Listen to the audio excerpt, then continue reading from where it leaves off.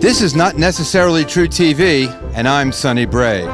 Tonight we present the not necessarily 100% accurate story behind the creation of a great American landmark, Mount Rushmore. It all began with a sculptor from Idaho named Gutzon Borglum. Get to work!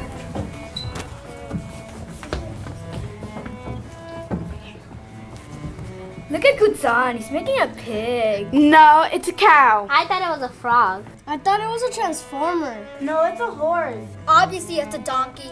Quiet, all of you! If you carve them, We were being quiet. they will come. There, that voice! If you carve them, If I carve them, who? Who's going to come? Gutzon, are you okay? Are you okay? He's hearing voices. I'm not hearing voices. if you carve them, Okay. Maybe one voice, a whisper. Do you want to see Nurse Mindy? they will come.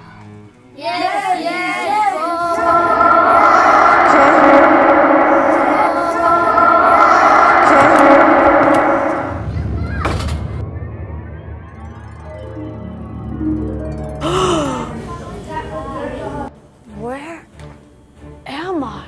The Black Hills of South Dakota. Why am I here? If you carve them, If if you carve them, yeah, they will come, I know. Who is going to come? That would be me, George Washington? the father of your country himself. You think people will remember you just because I carved your face on that mountain? You're crazy. Hey, you're the one who thinks you're talking to George Washington. Besides, you won't be carving this, you'll be carving that.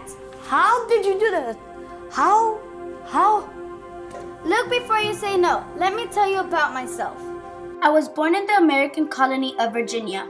And as a young man, he was a surveyor, which is a person who measures and maps out land. Martha, what are you doing here? A future president needs a first lady. George and I were married in 1789. During the French and Indian War, I was named commander of the Virginia militia. When the colonies fought for independence from England, he became head of the Continental Army during the American Revolution. After the war, I had the honor of being elected the first president of the newly formed United States of America. So much bravery. Aw, thank you. So few teeth. Where did he go? Where did who go?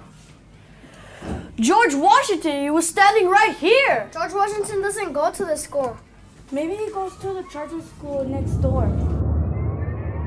if you carve them, How about me? Thomas Jefferson? None other. You want me to carve your face on the side of Mount Rushmore? I would be perfect, handsome, intelligent. I was born in Virginia, one of the original 13 American colonies.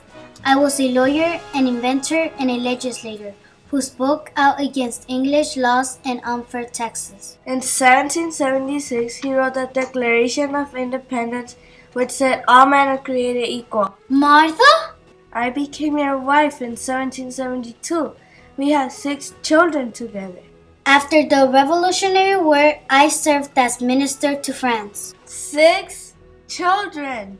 I was also Secretary of State to President George Washington. Then, I became Vice President. Count them, 6! In 1801, I became the 3rd President of the United States. Some people call me the father of our democracy. Sure, a whole democracy plus 6 kids. How many? 6! They get the point, Martha. This is giving me a headache. You think you have a headache? How do you think I felt in 1865? Abraham Lincoln? In the flesh, kind of. Honest Abe. Americans have a thing about nicknames. What are you doing here? Didn't the whispering voice tell you I want to be on that mountain? Can't let Washington and Jefferson have all the fun. You're already on the penny and the $5 bill. School's closed on your birthday. Technically, I have to share it with Washington. The man is so needy, but I see your point. I was born in Kentucky in a one-room log cabin. Later, we moved to Illinois, where he became a lawyer, a legislator, and a member of the U.S. House of Representatives. Mary, when did you get here? 1842, when we got married. In 1860, I was elected 16th President of the United States. He spent the next 5 years trying to keep this country together during the terrible Civil War. In 1863, I issued the Emancipation Proclamation declaring all slaves to be free. The war ended in 1865. As I said in my Gettysburg Address, we are truly a government of the people, by the people, and for the people. See you at home, Abe. Don't forget, we have theater tickets. If you carve them. I am Theodore Roosevelt. Never heard of you. I was a Rough Rider. You drove my school bus? I served this country at the dawn of the 20th century. I was born in New York City and graduated from Harvard University. Then I served as the U.S. Civil Service Commissioner. From 1895 to 1897, he was the police commissioner of New York City. Edith? We were married in 1886, but I never saw him. In 1897, I became the Assistant Secretary of the Navy. Spent all his time in Washington, D.C. During the war against Spain, I was a Rough Rider and led the charge up San Juan Hill. Again, out of the house. 1898, I was elected Governor of New York. 1900, Vice President of the United States. 1901, the 26th President of the United States. The telephone has been around since 1876, but he never called. As President, I helped create the U.S. Forest Service and supported the building of the Panama Canal. Sure, Panama, and not even a postcard. In 1906, I was awarded the Nobel Peace Prize. True. I was known for my energetic personality and high-spirited love of life. You were also the role model for the teddy bear. Right. Too much information. What is your decision, young man? I don't think so. If you say no, I may have to use that stick. He means it too. I was famous for saying speak softly and carry a big stick. Fine. 4 presidents. Wait. What do you know about building a baseball field?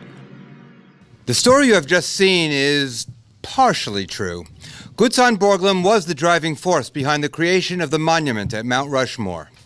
The project began on October 4th, 1927, and was completed October 31st, 1941. The rest of the stuff, the fifth grader and the whispering voice, we made all that up. For Not Necessarily True TV, good night.